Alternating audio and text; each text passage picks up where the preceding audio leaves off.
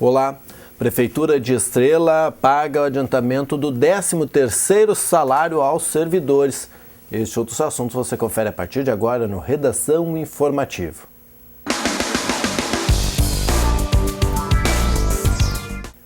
Um homem de 27 anos foi detido pelo Pelotão de Operações Especiais da Brigada Militar na tarde desta segunda-feira. Ele foi abordado em uma residência na Rua Marechal Deodoro, no centro de Lajeado, e era suspeito de roubo a pedestre minutos antes de ser detido. Quando a guarnição chegou à Delegacia de Polícia de Pronto Atendimento, uma vítima de assalto ao ônibus reconheceu o suspeito como autor do roubo ocorrido no mesmo dia. O criminoso estava com R$200 em dinheiro e uma bicicleta. De acordo com o policiamento, ele tem diversos antecedentes por roubos e foi autuado em flagrante e recolhido ao presídio estadual de Lajeado. O homem roubou a bolsa de uma idosa no centro e teria usado uma faca para ameaçar as vítimas durante o assalto no coletivo no bairro Jardim do Cedro. E um Ford Corcel de placa IHO 1795 de Lajeado teve o motor incendiado por volta das 10h50 da manhã desta terça-feira, no quilômetro 344 da BR-386. Segundo o Corpo de Bombeiros, as chamas foram combatidas antes que se espalhassem pelo veículo de propriedade de Edmar Grau, de 42 anos. E 2 menores de 16 anos agrediram um colega de 18 em uma escola no centro de Lajeado. A briga foi registrada na noite desta segunda-feira, por volta das 10 da noite. Depois de agredirem o maior, os jovens foram levados à sala da diretora da escola. Em revista, um dos menores estava com um tijolinho de maconha e R$450 em dinheiro. Eles foram levados à delegacia de polícia para fazer o registro e depois foram liberados. E o chassi, o tanque e o baú de uma motocicleta Honda Titan 125 de placa IHY 5427 foram encontrados em uma plantação de milho no bairro Jardim do Cedro, em Lajeado. O dono da propriedade chamou a polícia ao verificar as peças abandonadas em suas terras na tarde desta segunda-feira, por volta das 3 horas da tarde. E uma mulher de 66 anos teve a bolsa furtada por um ciclista no bairro Moinhos na tarde desta segunda-feira. Em depoimento à polícia, a vítima disse que o ladrão trafegava no sentido oposto ao dela quando a viu e retornou. O homem arrancou a bolsa e, com susto, a mulher caiu e ficou desorientada. A vítima não informou à polícia o que tinha dentro da bolsa. O assalto ocorreu por volta das 3 da tarde. Segundo a mulher, o ladrão estava em uma bicicleta verde. E uma residência foi parcialmente destruída por um incêndio no final da tarde da segunda-feira na rua 7 de setembro, no bairro Florestal. De acordo com o Corpo de Bombeiros, o fogo pode ter sido causado por um curto-circuito na rede elétrica e as chamas logo se espalharam pelos cômodos da casa onde vivem 2 famílias. Em parte da casa, apenas um quarto foi afetado pelo incêndio. Já nos fundos, onde vive um casal e 3 filhos, todos os cômodos foram atingidos pelo fogo. O bebê de 2 meses foi encaminhado por populares ao Hospital Bruno Born após inalar a fumaça. A mãe dele, de 26 anos, também foi levada ao hospital por precaução, já que teria sofrido um acidente vascular cerebral há pouco tempo. Conforme o relato de vizinhos, a mulher teria tomado um remédio ao sentir-se mal e acabou dormindo. O fogo iniciou e o Corpo de Bombeiros foi acionado por volta das 6 da tarde. Quando a mãe dela chegou ao local com as outras 2 crianças, de 3 e de 5 anos, e percebeu a fumaça saindo do fogo da residência. Os vizinhos conseguiram retirar alguns móveis e eletrodomésticos da casa, mas a família precisa de roupas, principalmente de crianças. As doações podem ser combinadas pelo telefone 9956-7726. Após o incêndio, os moradores passaram a noite na casa da família e vizinhos.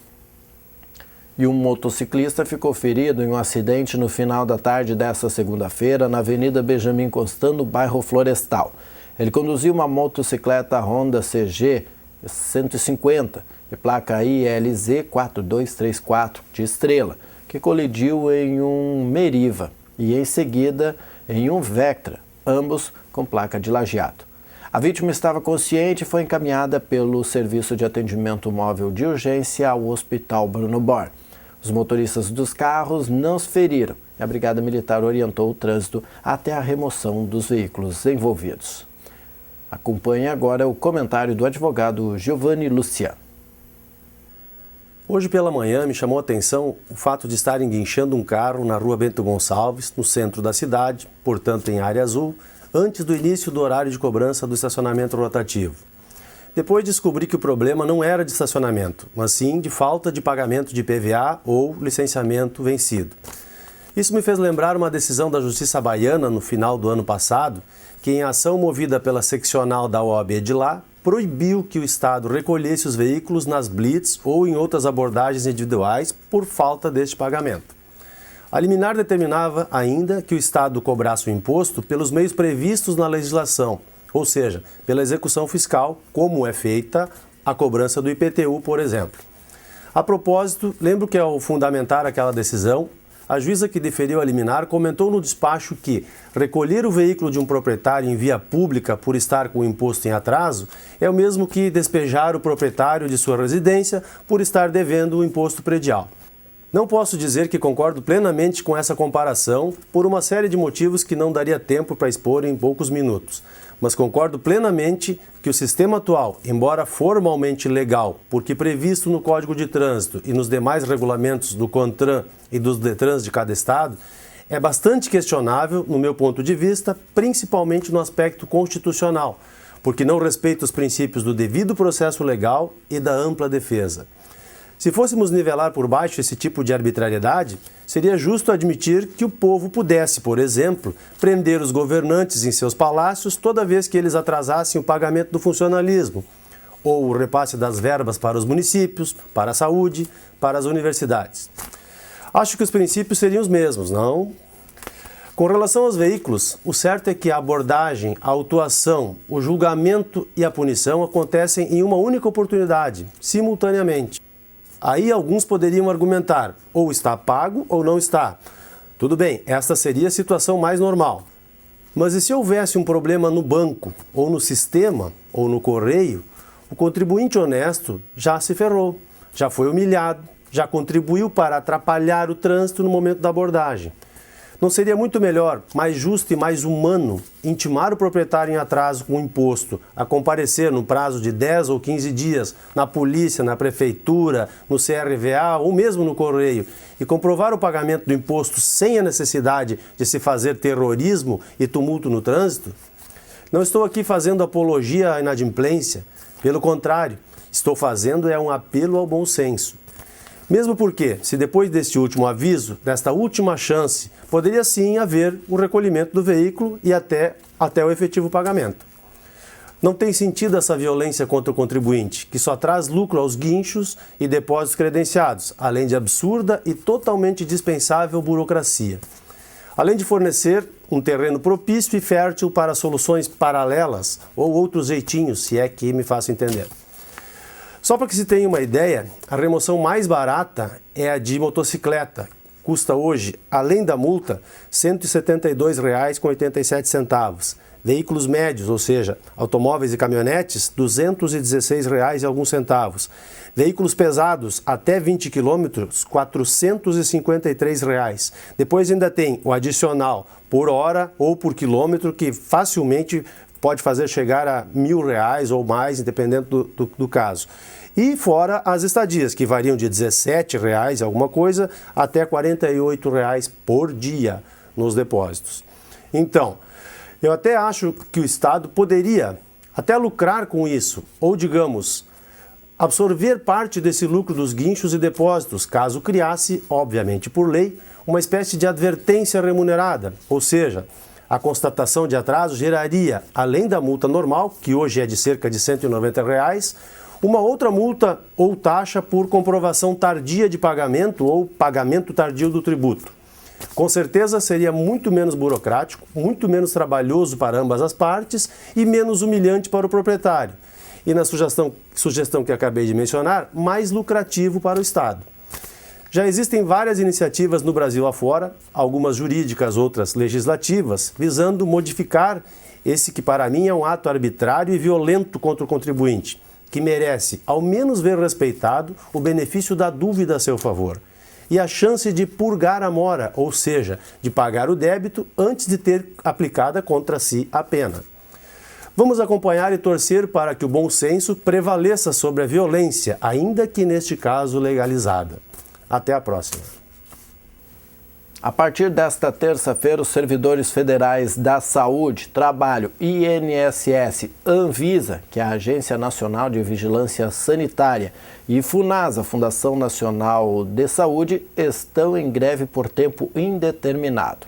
Os servidores reivindicam a incorporação das gratificações por mais concursos públicos para repor o quadro funcional, reajuste da remuneração de acordo com a inflação, contra as terceirizações, isonomia salarial com paridade entre ativos e aposentados e plano de carreiras e cargos, além de reclamar de assédio moral, entre outros tantos pontos. Em Lajeado, a agência regional está com parte dos serviços paralisados durante o dia.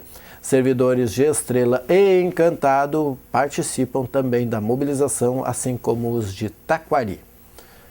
E a consulta ao segundo lote de restituição do imposto de renda à pessoa física estará disponível a partir desta quarta-feira.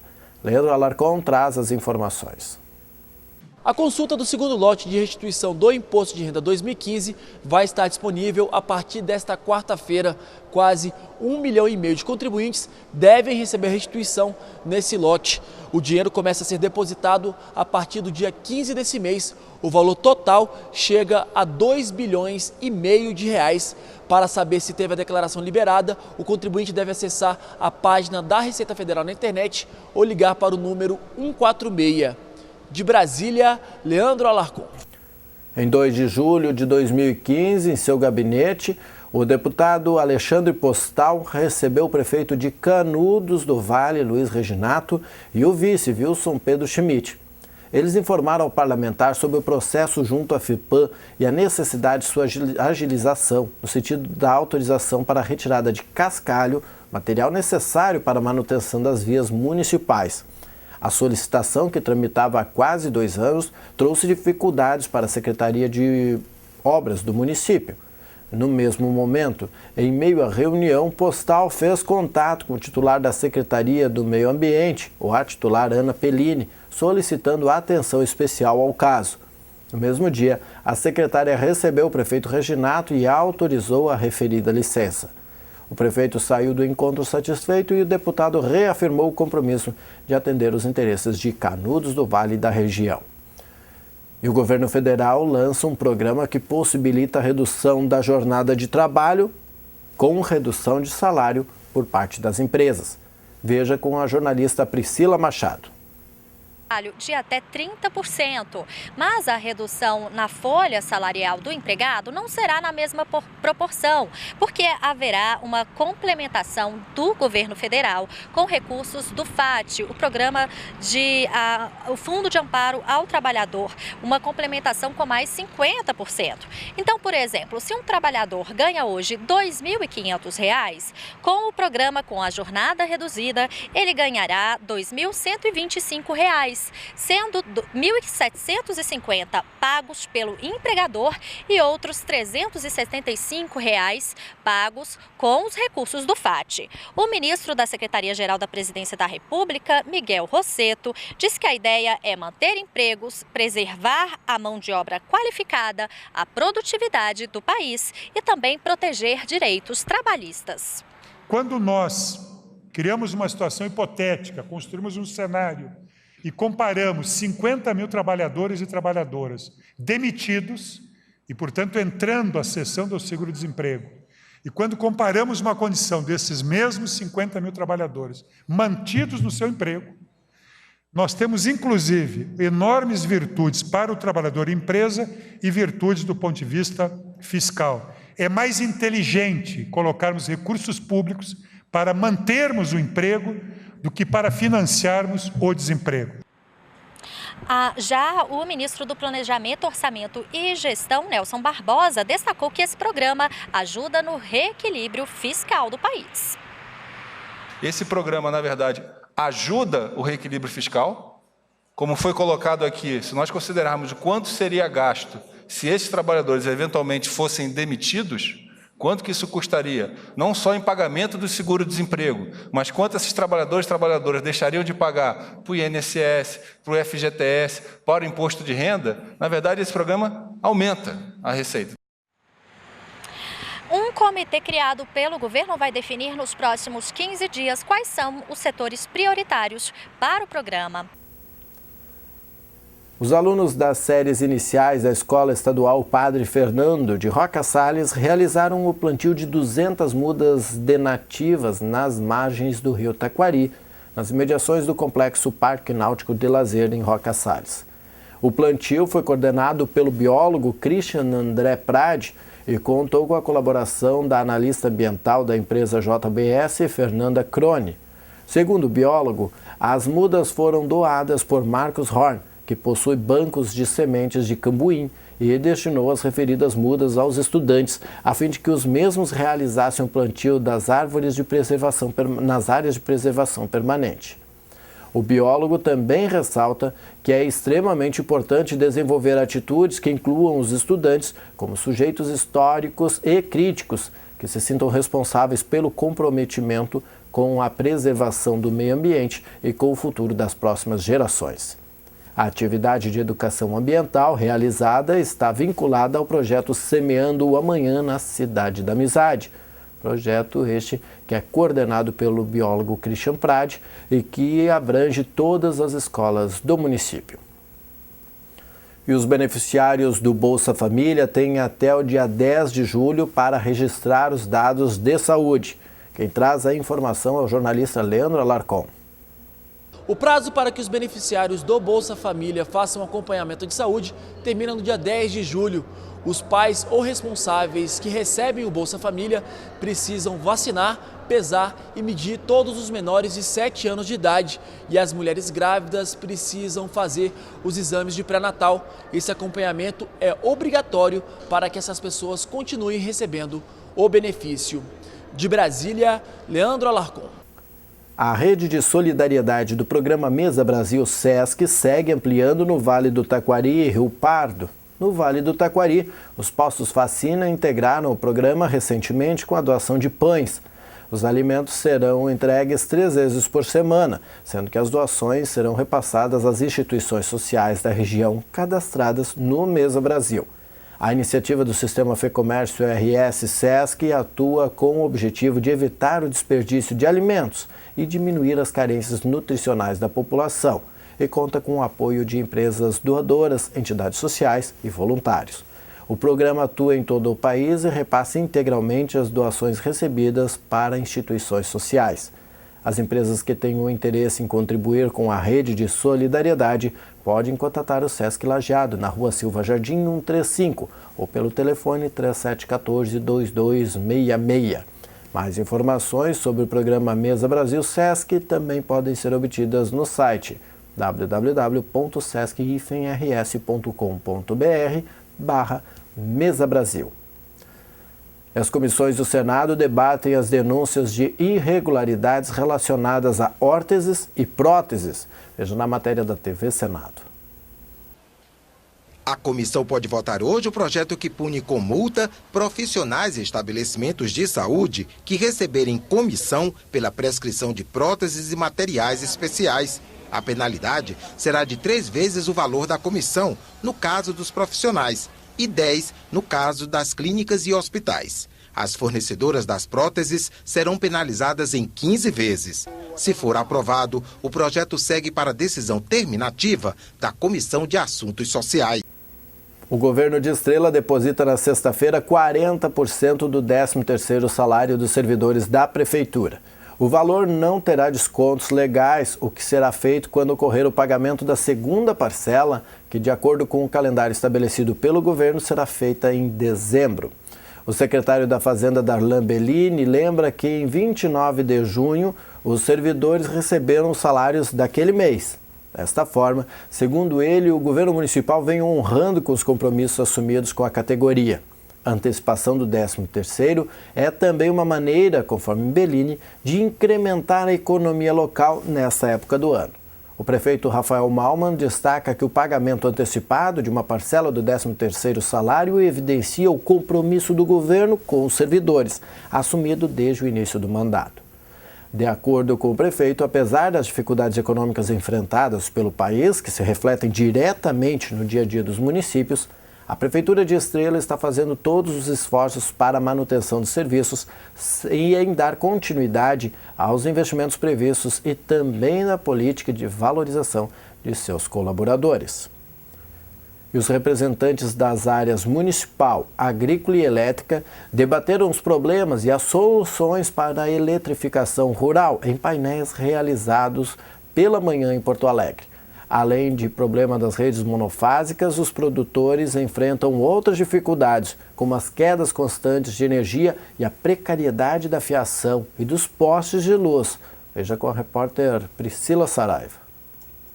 O primeiro painel abordou a visão dos municípios em torno da crise energética no meio rural. Representantes do setor agrícola entendem que a falta da quantidade e da qualidade da energia elétrica é um dos principais problemas enfrentados. Outra carência é a ausência de um planejamento energético estratégico e eficiente de longo prazo. Não basta eu ter simplesmente uma malha, uma rede de distribuição projetada há 40 anos atrás para a demanda de 40 anos atrás e não para a demanda atual. Então, eu posso ter energia para acender uma lâmpada ou uma bomba, mas eu tenho que escolher, eu vou tomar banho ou vou puxar água? Eu vou ligar o resfriador do leite ou eu vou ligar a televisão? Então, esse é o grande problema. A FAMURS concorda que é preciso diversificar a energia elétrica por meio de um programa que amplie as linhas trifásicas de distribuição. Hoje, o produtor não pode mais investir em irrigação, não pode mais adquirir um resfriador, uma ordenhadeira, não pode mais investir em armazenagem, porque não tem força, não tem energia.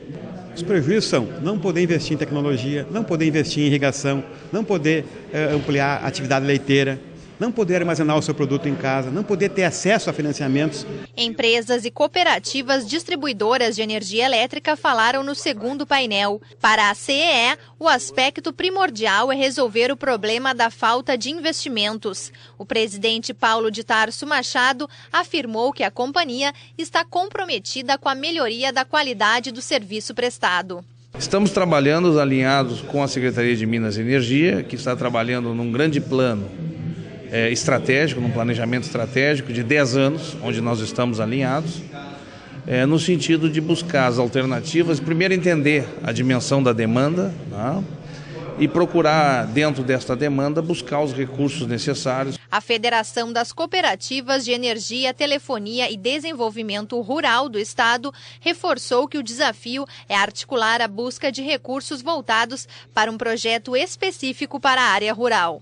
Acho que nós estamos no lugar certo. Esse debate, eu acho que vai frutificar, vai criar um grupo com sinergia forte para que nós possamos focar em melhorar a infraestrutura no interior. Renda e qualidade de vida é o sonho de todos nós. Nós estamos juntos nessa luta. E veja a seguir o show de Vitor e Léo em Lajeado, a previsão do tempo e a 40ª gincana do Colégio Madre Bárbara. Santa Clara do Sul escolheu a nova Corte do Esporte durante a festa do encerramento do 21º Campeonato Municipal de Futebol Amador Cidade das Flores, realizada na Sercha, em Chapadão. O título de rainha ficou com a candidata do São José de Nova Santa Cruz, o campeão de 2015. Ela é Jennifer Ruschel. As demais são a primeira princesa Joana Piccoli, do Santa Clara Futebol Clube, a segunda princesa Grace Dietrich, do Sercha, e a simpatia Jennifer Schonhaus, da Acer Sampainho. A nova corte recebeu as faixas de Cristina Isabel da Silva Pressler, Francine Schonhaus e Letícia Chesel, e além de Marciane Beatriz Balt, eleitas em 2014. Também foram escolhidas as melhores torcidas. O primeiro lugar ficou com Santa Clara Futebol Clube, seguido por Sercha, São José e Sampainho. O evento teve ainda a entrega da premiação dos destaques do Campeonato Amador.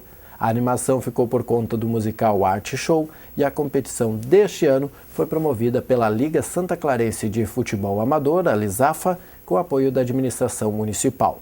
Veja mais esportes daqui a pouco no Papo de Boleiro. E na sexta-feira passada, a comunidade regional festejou os 45 anos do Jornal Informativo do Vale. A festa foi animada, por assim dizer, com o show nacional de Vitor e Léo. Mais de 2.000 pessoas participaram do evento aqui em Lajeado, no Clube Tiro e Caça. Veja com o jornalista Rodrigo Nascimento. O Clube Tiro e Caça foi o palco para a celebração do show dos 45 anos do Jornal Informativo do Vale. Mas antes que se tocasse o primeiro acorde, deu fila na porta do clube. Enquanto Vitor e Léo não sobem ao palco, uma multidão aguarda na entrada do Clube Tiro e Caça em Lajeado. Tudo isso para ver o show de uma das duplas mais famosas do Brasil. E aqui atrás tem uma turma de Bom Retiro que diz que está muito animada para ver a dupla. É isso mesmo? Isso!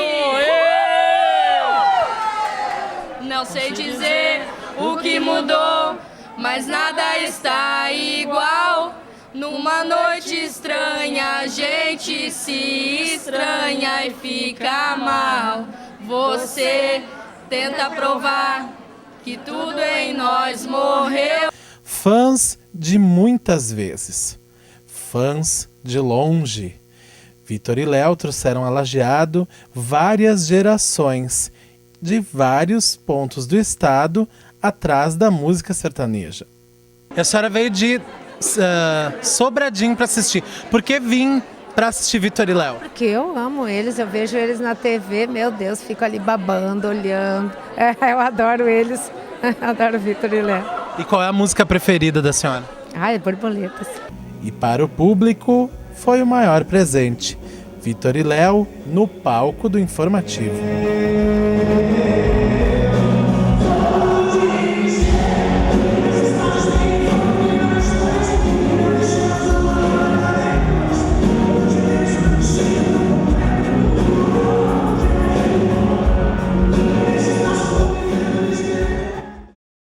A 40ª gincana do Grêmio Estudantil do Colégio Madre Bárbara, o Gembar, começa oficialmente nesta quarta-feira, às 6h30 da tarde, com o desfile de abertura. No mês de junho aconteceram os jogos das interséries escolares, com as modalidades esportivas de natação, voleibol feminino, futsal e o duatlon, foi corrida e pedalada. Na última sexta-feira à noite, as equipes também participaram do mini rally. Com o tema Guerra, segundo o presidente do Gembar, o Gabriel Eli, a proposta foi pensada para que os grupos ajam com o espírito de equipes, reforçando as lideranças, pensando na gincana como uma competição saudável. O presidente destaca que as lideranças serão estimuladas para que saibam guiar os grupos e, acima de tudo, mantenham e façam novas amizades. Há mais de 2 meses organizando o evento, o presidente conta que as expectativas para a 40ª gincana são as melhores. Entre as equipes estão os Yankees, que é a equipe número 1, o Triton, a equipe número 2, Califa, a 3, e os Apaches, que são da equipe 4. O ator Selton Mello mostra o projeto Filme da Minha Vida ao governador José Ivo Sartori, filme gravado aqui no Rio Grande do Sul. Thaisa Borges esteve com o ator e fala sobre o assunto. Selton Mello é conhecido por vários trabalhos na televisão brasileira e no cinema nacional. Ator e diretor do filme O Palhaço, sempre teve vontade de gravar aqui no Rio Grande do Sul. E há 2 anos, este sonho virou realidade. Na tarde desta segunda-feira, o ator apresentou o seu mais novo trabalho ao governador do estado, José Ivo Sartori. O longa-metragem gravado na Serra é baseado no livro Um Pai de Cinema. Aconteceu que há 2 anos atrás, numa feira literária em Santa Cruz do Sul, um grande escritor chileno chamado Antônio Skármeta, autor, por exemplo, do Carteiro Poeta, ele foi o homenageado da feira e ele tinha um sonho de ver um livro dele chamado Um Pai de Cinema sendo rodado no Brasil, de preferência sendo rodado no Rio Grande do Sul. E um amigo gaúcho, organizador da feira, Romar, indicou o meu filme, O Palhaço, para ele assistir, e ele encontrou realmente uma similaridade na sensibilidade da linguagem, e ele nos procurou, ofereceu o livro dele, a gente comprou os direitos, e caiu que nem uma luva, porque o livro se passa na Serra do Chile. E quando eu li, eu falei, perfeito, Serra Gaúcha, chegou a minha vez de filmar no Sul. As gravações aconteceram em 7 cidades da Serra entre os meses de abril e maio. Mais de 150 pessoas, entre elas atores gaúchos, fizeram parte da equipe. O filme da minha vida é o 3º longa do ator. Então a história foi transposta para o Brasil dos anos 60 na Serra Gaúcha, se passa em 2 cidades fictícias, que se chamam Remanso e Fronteira. E conta uma história bem linda de reparação de uma família. E a gente trouxe um grande ator francês, que é o Vincent Cassel, um astro internacional de filmes como Cisne Negro e Irreversível e tantos outros filmes. Ele veio para a Serra também, filmou com a gente e fizemos um belo filme ali na Serra. Passamos uma temporada grande ali, em toda a região de Bento Gonçalves, Cotiporã, Veranópolis, Monte Belo, Santa Teresa, Garibaldi, muito bonito. O filme deve estrear no cinema em 2016. Veja como será esta quarta-feira, se a chuva continua, com o jornalista Rodrigo Nascimento e a previsão do tempo.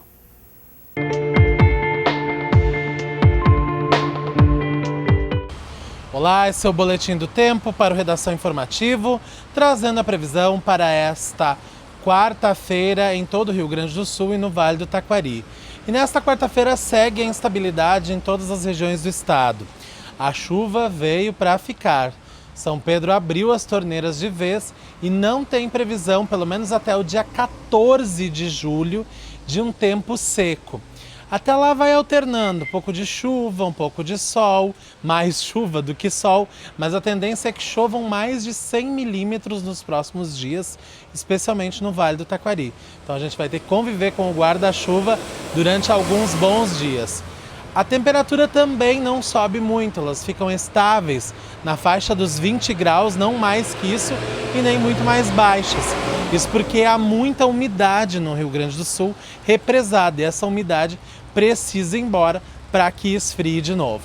Vamos ver como ficam as temperaturas então nessa quarta-feira na nossa região, nos nossos municípios. Em Lajeado o dia amanhece com muita chuva, mínima prevista é de 14 graus e a máxima chega aos 18 graus. Em Estrela chove forte o dia todo. A quarta-feira amanhece com 12 graus e a máxima alcança os 16 graus nessa quarta-feira em Estrela. Este foi então o Boletim do Tempo. Nós voltamos na próxima edição do programa, sempre na sua companhia. Até lá!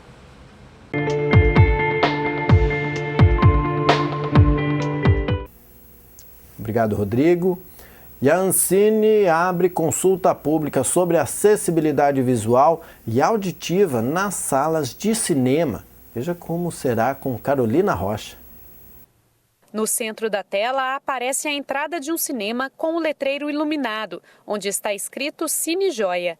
2 cartazes de filmes estão colados na porta de vidro. Dentro do cinema, pessoas estão sentadas assistindo a um desenho animado. É assim que você escutaria essa matéria se ela tivesse audiodescrição, que é quando o narrador relata com detalhes tudo o que acontece na tela. Esse recurso ajuda pessoas com deficiência visual a aproveitarem mais a experiência do cinema, mas ainda não é encontrado em todas as salas de exibição. O Cine Joia, em Copacabana, é um dos 4 cinemas da cidade do Rio de Janeiro que contam com equipamentos de acessibilidade para pessoas com dificuldades de ver e enxergar. Mas o proprietário da sala, o cineasta Rafael Aguinaga, explica por que não é comum encontrar sessões com esses recursos. Você tem que ter a audiodescrição, né, no caso das pessoas com deficiência visual. E você tem que ter a linguagem de Libra, a legenda, né, por causa da pessoa com deficiência auditiva. Então, é um custo a mais, né? Você precisa disponibilizar esse conteúdo, você precisa produzir esse conteúdo.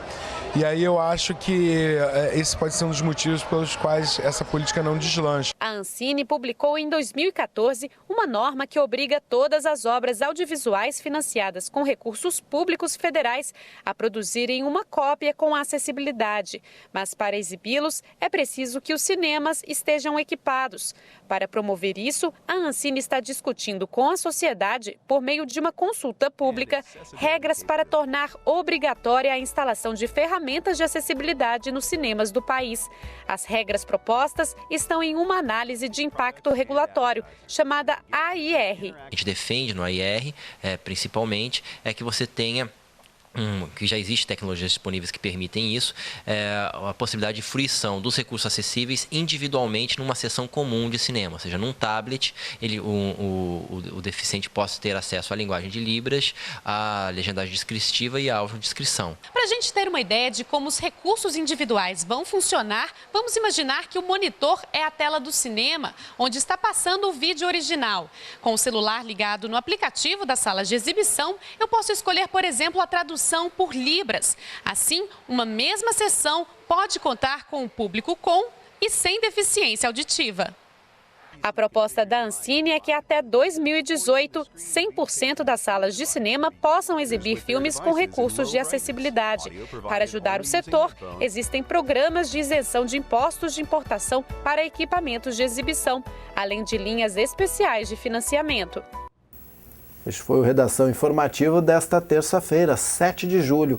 Na sequência vem o Papo de Boleiro. Nós voltamos em edição inédita nesta quarta-feira, às 6h30 da tarde. A nossa programação você acompanha também no www.tvinformativo.com.br.